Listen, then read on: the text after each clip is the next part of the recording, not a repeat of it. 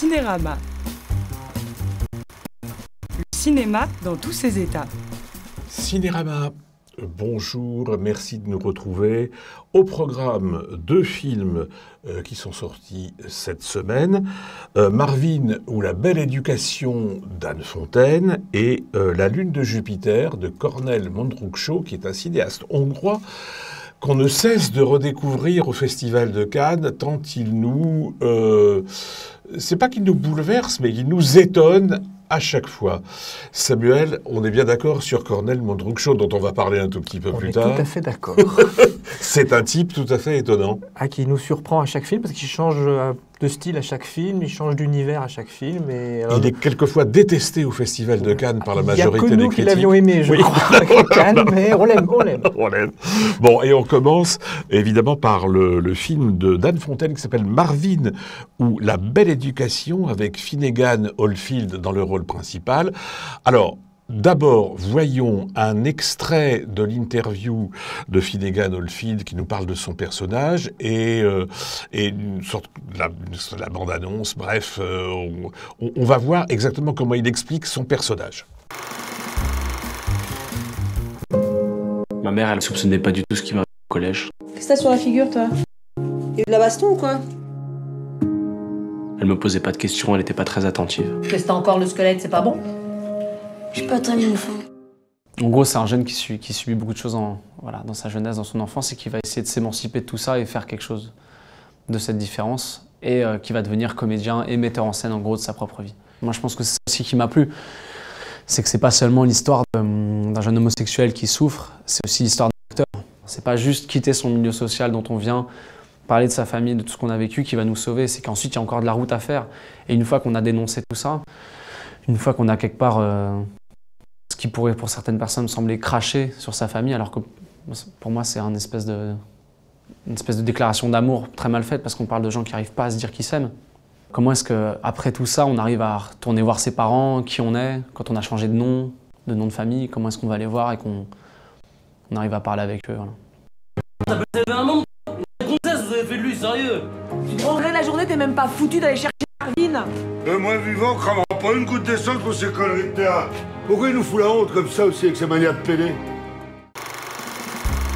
Le film d'Anne Fontaine est vaguement et librement inspiré d'un roman qui a eu beaucoup de succès il y a quelques années, qui s'appelle En finir avec Eddie Bellegueule d'Édouard Louis. Est-ce que tu as été gêné, Samuel, de voir comment elle l'avait adapté en quelque sorte, Anne Fontaine? Je suis rarement gêné par les cinéastes qui prennent des libertés avec les livres qu'ils adaptent, parce que c'est souvent une condition du succès. C'est-à-dire que quand on est trop fidèle au livre, en général, on a du mal, on colle trop et il n'y a pas vraiment de création. Là, comme tu as dit, c'est très vaguement, très librement inspiré du livre, parce qu'en fait, elle a rajouté quelque chose au livre, puisque le livre s'arrêtait plus ou moins au départ d'Édouard Louis de son milieu. De son milieu, voilà, de son enfance, de son adolescence. Son enfance malheureuse. Là, elle montre en gros la sublimation de cette enfance malheureuse par la création artistique, puisque le personnage va faire une pièce de théâtre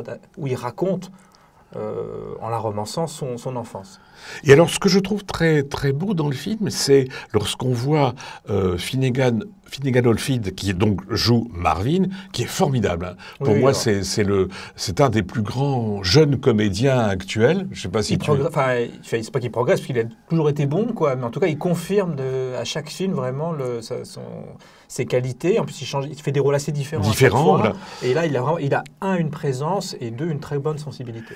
Et alors, moi, j'aime beaucoup les séquences où il commence à écrire, où il a quitté sa famille, et il se projette comme sur un écran de cinéma son enfance, et on voit à la fois qu'il répète les propos de ses parents, etc., et qu'il en fait un acte créatif. Je crois que c'est ça le but d'Anne Fontaine. Oui, c'est en ça que c'est vraiment une adaptation intelligente et très intéressante du livre, c'est qu'elle emmène le récit vers totalement autre chose que ce qu'avait voulu faire Édouard Louis.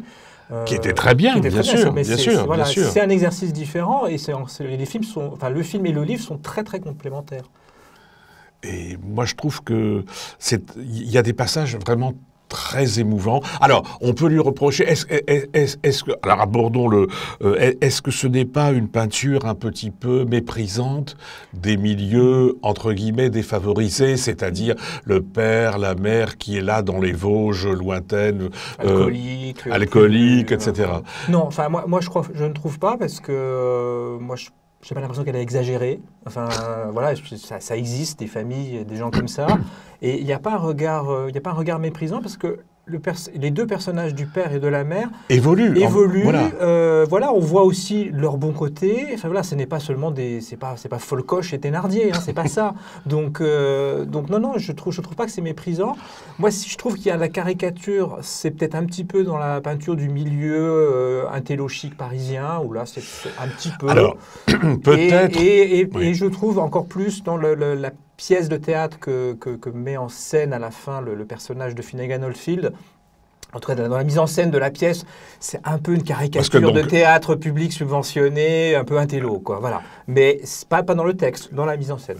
Parce que dans un film qui est sorti récemment, qui s'appelle Marilyn, de Guillaume Gallienne, il y a aussi une pièce comme ça, etc., qui est très typée, mais qui est pire dans le genre. Tandis que là, je trouve que la pièce, quand il réussit à jouer donc avec Isabelle Huppert, puisque Isabelle Huppert, dans le film, joue le rôle d'Isabelle Huppert, et qui est une des bonnes fées de Marvin, elle lui permet de jouer. Et la façon dont elle joue cette pièce, en effet peut-être improbable, mais il y a une telle sensibilité que je trouve que et Finnegan Oldfield et Isabelle Huppert sont tellement bien là-dedans que ça passe. Ça passe, voilà, ça fait oublier le côté un petit peu chichiteux, moi je trouve, de cette mise en scène très artificielle, quoi. Voilà, mais c'est juste un petit point de détail, parce que moi, pour le reste, je trouve le film assez juste, moi, d'un point de vue sociologique, on va dire, quoi, puisque le film montre comment un jeune homme d'un milieu très défavorisé socialement et surtout culturellement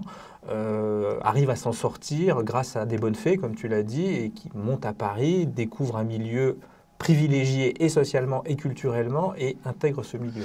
Mais ceux qui pourraient reprocher à Anne Fontaine d'avoir un peu caricaturé ce milieu modeste, en quelque sorte, je trouve qu'il faudrait qu'il regarde vraiment de très près l'interprétation de Grégory Gadebois, qui joue le père, parce que c'est d'une finesse extrême. Moi, ça m'a rappelé les grands acteurs d'avant-guerre, comme Harry Bohr, par exemple, qui avait une espèce de force, de présence, de carrure. Qui n'ont pas peur d'en faire trop quand il y a besoin, mais qui savent aussi... Et qui brusquement, avec un regard et un sourire, à la fin, par exemple, quand il revoit son fils devenu un peu célèbre, et qui parle de gay, à un moment donné, et Marvin lui dit « Ah ben c'est pas les mots que tu as employés avant, tu disais autre chose quand même. » Et on sent chez Grégory Gadebois une sorte de... un peu de gêne, mais et un peu de fierté à la fois.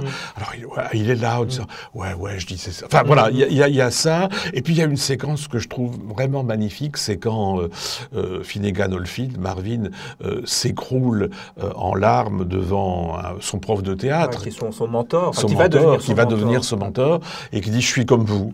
Voilà, c'est un personnage, un très beau personnage, ce prof de théâtre, qui est joué par Vincent Macken, qui est vraiment excellent dans le rôle, qui a un parcours un peu similaire à celui de Marvin, c'est-à-dire il vient d'un milieu modeste, il était homosexuel, il a eu du mal à faire accepter son homosexualité par sa famille et son milieu, et puis il s'en est sorti grâce à l'art, et voilà, c'est vrai que cette scène est vraiment très belle. Parce que brusquement il s'écroule... Alors Anne Fontaine, que j'ai eu la chance de rencontrer pour un entretien, m'a dit, c'est vrai que là, c'est quelquefois le cœur du film, c'est-à-dire qu'on sait que cette scène est importante, et comment la préparer. Alors elle m'a raconté comment elle dirigeait certains comédiens célèbres, plus célèbres que Finnegan Oldfield, comme Daniel Darieux dans le temps, ou Michel Bouquet. Mais là, elle disait, là, il faut simplement être là, l'entourer, lui dire, quand tu veux, et on attend. Alors, l'équipe fait semblant de faire autre chose, etc. Et on attend qu'il soit en état de produire cette émotion-là. Et je trouve que quand il la produit, c'est absolument formidable. Oui, et qui une scène fait écho à une autre scène où là, c'est plutôt... c'est le personnage de Finnegan Oldfield qui va consoler son mentor, qui a une rupture amoureuse. C'est une très jolie scène aussi. Alors, peut-être c'est moins dans l'émotion brute, on va dire. Mais très belle. Très bien écrite et superbement jouée. Enfin, tous les comédiens sont remarquables dans le film. y compris le jeune garçon qui fait Marvin Bijou jeune, enfin adolescent. Voilà, il s'appelle Jules Porrier, vraiment qui ressemble beaucoup à Finnegan Oldfield d'ailleurs, mais vraiment il a beaucoup dans le regard, un jeune comédien que je pense qu'on reverra, très doué. Et ben voilà, pour Marvin ou La Belle Éducation, et on passe au deuxième film. Alors, La Lune de Jupiter de Cornel Mondruczó, on ne va pas le résumer, on va voir tout de suite un extrait pour commencer, mais encore une fois, c'est un drôle de cinéaste qui nous a tout fait. Oui, puis c'est un drôle de film. Mais le cinéaste lui-même, il a commencé par une histoire d'amour un peu comme ça, mais violente, un peu à la Nicolas Ray, des débuts du cinéma américain. Il a filmé un opéra. Oui. Il a fait un film tourné dans le delta du Danube, alors tout en plan fixe de 3 minutes, travaillé genre comme du Tarkovsky. Voilà. Le film d'après, il fait un espèce de Spartacus canin dans les rues de Budapest. Avec une meute il a filmé 250 chiens cavalant dans les rues de Budapest. Voilà. Et alors, le film étant DVD, on le conseille à ceux qui nous écoutent, parce que vraiment, le film est un peu passé inaperçu. Oui, c'est étrange, parce qu'en plus, c'est un film très spectaculaire, c'est un vrai film de genre, très, très divertissant. Hein, en plus, vraiment, dit plein de choses, mais alors vraiment voir un Spartacus canin, c'est quand même quelque chose de formidable. Alors on commence par, pour La Lune de Jupiter, de regarder un extrait de la bande-annonce. People feel miracles very much. They are afraid of it.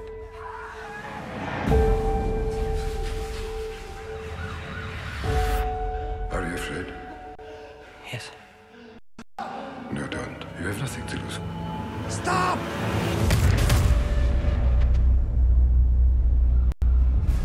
Hoztak egy fiút. Meglőtték.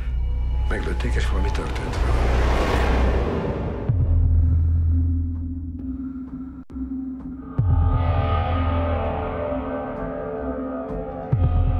If you work for me with your extraordinary talent, I can help you to escape this place.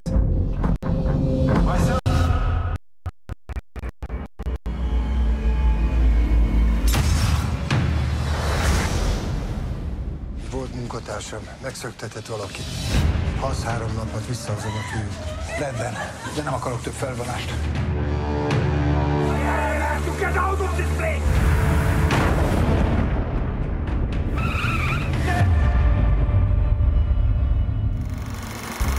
Notre époque n'aime pas trop les anges, mais c'est l'histoire d'un ange. Oui, alors Cornel Mondruczó, il dit que c'est un ange et super-héros à la fois, parce qu'effectivement, il accomplit des miracles. Voilà, donc c'est pas... on pourrait croire que c'est une version moderne de Jésus. En fait, non, c'est plutôt... C'est pas du tout Jésus. C'est un ange, quoi. Voilà, c'est ça. C'est un migrant qui est devenu un ange et qui... au lieu de mourir, il s'élève. Il s'élève, et à partir de là, en plus, il fait des miracles, par ailleurs, et donc... il réconcilie les gens en même temps. Voilà, tout à fait. Et il y a quand même un médecin corrompu qui va au début se dire... Je vais pouvoir utiliser les pouvoirs de ce jeune homme pour m'en mettre plein les poches. Qui est un très bon personnage. Très bon personnage, voilà, un personnage un peu dans le typique des films noirs hollywoodiens. Il semble sorti vraiment de l'univers de Raymond Chandler, ou d'Achille Lamette. Enfin, lui. Et ce personnage aussi va se racheter d'une certaine manière au contact de cet ange. Quoi, tout à fait. Mais en même temps, c'est pas du tout un film bon Dieu sert, parce qu'à Cannes, ça a été accueilli comme ça. Mais j'ai l'impression que certains critiques, qu'on ne citera pas, mais raisonnent un peu de façon un peu bête, quoi. Un type s'élève dans les cieux, donc c'est un film chrétien et bon Dieu ça. Et je crois que c'est pas ça. Non, parce que surtout qu'il redescend souvent assez vite. Oui, en plus. Oui. Et non, le film est assez habile là-dessus, parce qu'on pourrait croire, la figure de l'ange, le migrant c'est l'ange, c'est plutôt bien de présenter les migrants comme ça. Ça serait peut-être justement un petit peu trop facile. Et justement, le scénario, sans trop en dire, le scénario rappelle que non, des migrants, aussi se cachent parmi les migrants des potentiels terroristes, ce que raconte le film. Voilà, et c'est pas pour ça qu'il faut les rejeter non plus, quoi. Et je trouve que le film est très intelligent là-dessus, quoi. C'est-à-dire qu'il fait pas de l'angélisme élémentaire, quoi. Voilà, et en même temps, techniquement, c'est quand même formidable. C'est un tour de force parce que, plus, Cornel Mondruczó, que j'ai pu rencontrer, m'a expliqué qu'il ne voulait pas utiliser des effets spéciaux numériques, ou le moins possible.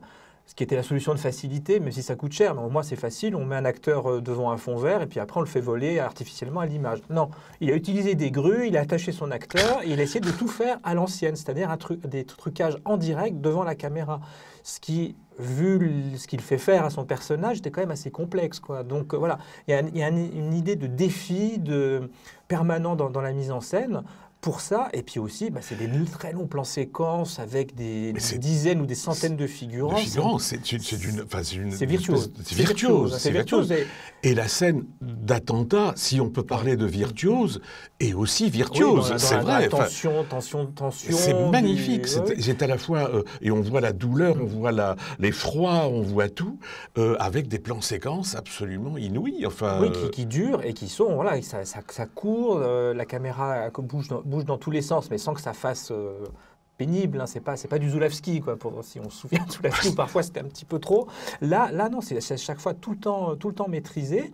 Et on a parlé des séquences de miracles de vol. Il y a aussi une séquence de course-poursuite qui est phénoménal. Incroyable. Et j'arrive pas à comprendre pourquoi ce type est tellement détesté au Festival de Cannes. Je comprends pas. Je pense, comme tu disais, il y a l'aspect Bondieuxard qui plaît pas beaucoup, et il y a aussi peut-être le côté virtuosité où on a un peu tendance à se dire, il fait son intéressant, c'est de la virtuosité gratuite. Sauf que là, non, c'est vraiment adapté à ce que raconte le film et à la tension que les personnages des migrants, et aussi au tourment du personnage du docteur Stern, le fameux chirurgien corrompu, qui lui aussi est dans la tension permanente, parce qu'il doit de l'argent, il a peur d'être arrêté, et en plus il doute de tout. Donc je trouve que cette mise en scène est parfaitement raccord, si j'ose dire, avec ce que raconte le film.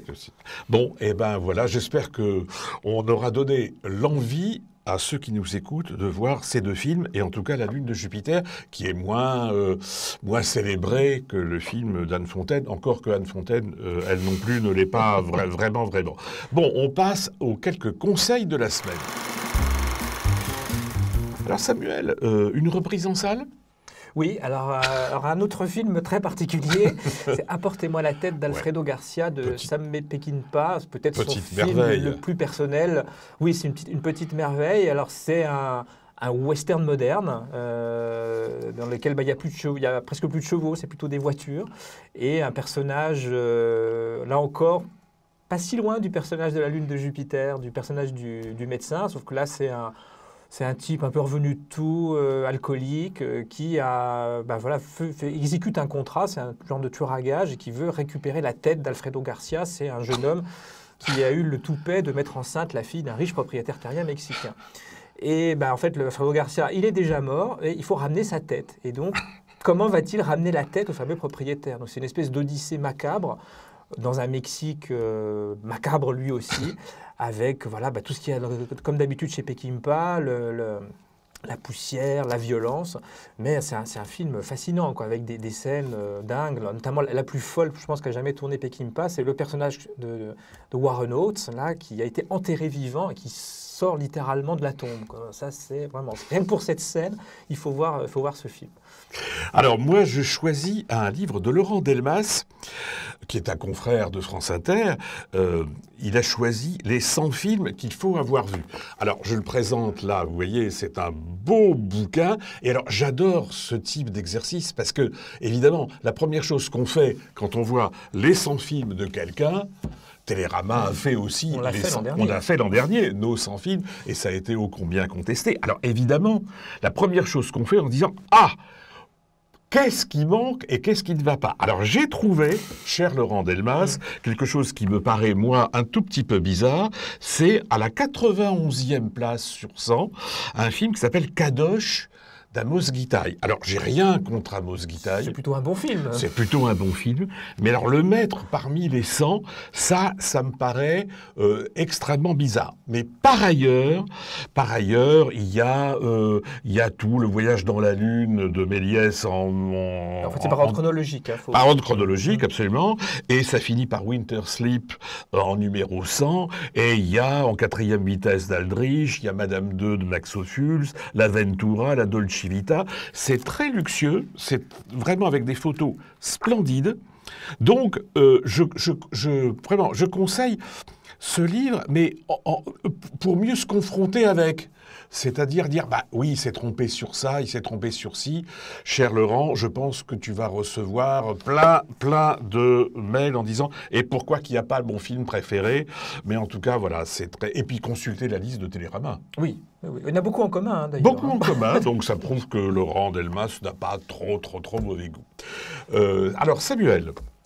Un DVD. Un DVD, alors pour se remettre de Portez-moi la tête d'Alfredo Garcia, un film beaucoup plus doux, qui s'appelle Été 93, qui est sorti juste avant l'été en France, chez nous, cette année. Et voilà, c'est vraiment un très joli premier film d'une réalisatrice catalane qui s'appelle Carla Simón, et un film autobiographique.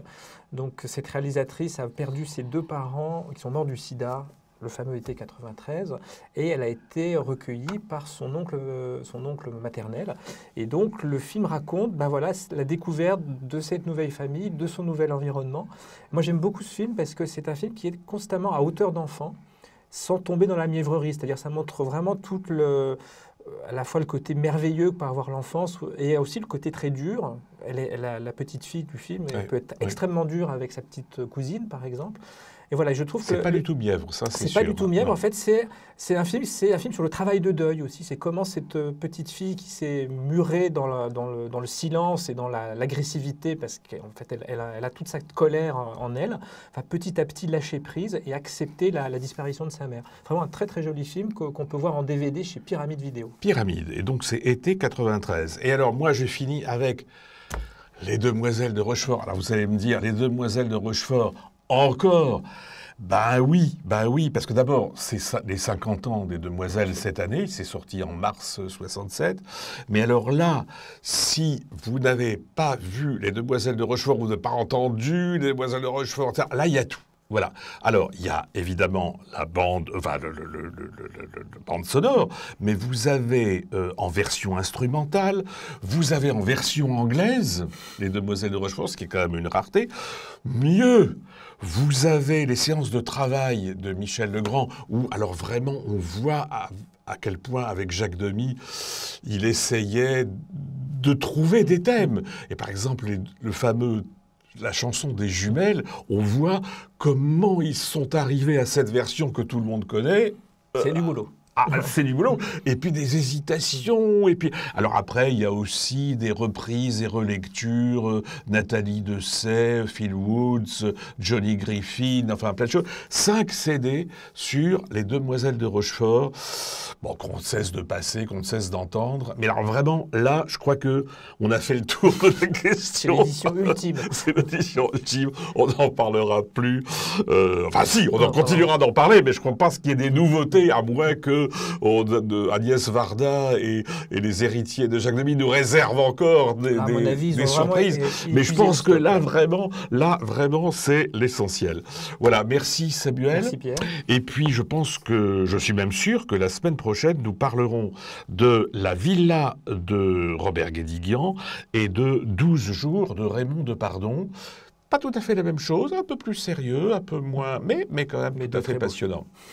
Merci Samuel. À bientôt. À la semaine prochaine.